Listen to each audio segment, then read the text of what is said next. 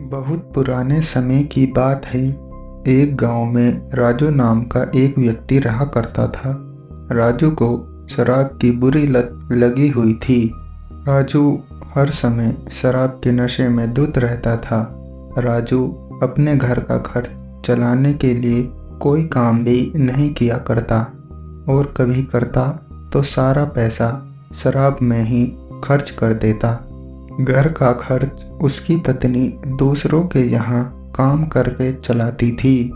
राजू एक दिन नशे की हालत में पास के गांव में अपने काका के पास जाता है और कहता है, काका, मैं इस शराब की आदत से बहुत ही दुखी हो गया हूँ।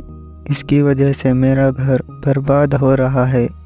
मेरी पत्नी को दूसरों के घर जाकर काम करके घर चलाना पड़ रहा है, किंतु मैं शराब के बगैर नहीं रह पाता। मेरे घर की शांति नष्ट हो गई है। काका, आप मुझे कोई ऐसा सरल उपाय बताएं जिससे मैं अपने घर की शांति फिर से पा सकूं। यह सब सुनकर काका बोले, जब इस शराब की आदत से तुमको इतना नुकसान होता है तो तुम इसे छोड़ क्यों नहीं देते?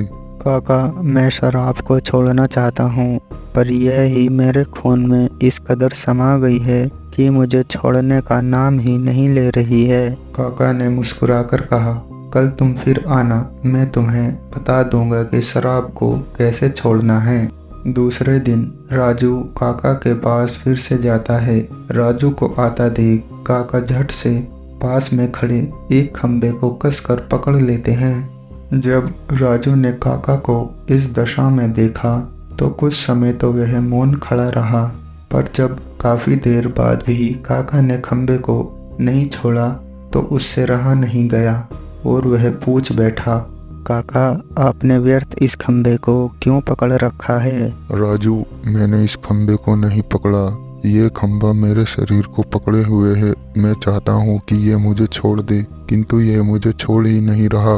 राजू को यह सब देखकर अचंभा हुआ। राजू बोला, काका, मैं शराब जरूर पीता हूँ, पर मूर्ख नहीं हूँ। आपने ही इस खंबे को पकड़ रखा है। यह तो निर्जीव है, यह आपको क्या पकड़ेगा? यदि आप दृढ़ संकल्प कर लो तो इसी वक्त आप इसको छोड़ सकते हो।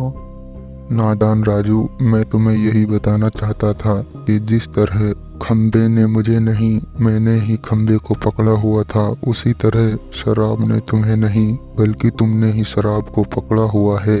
यदि तुम दृढ़ संकल्प कर लो कि इस शराब की आदत को मुझे छोड़ना है तो तुम अभी से अपनी शराब की आदत को छोड़ सकते हो।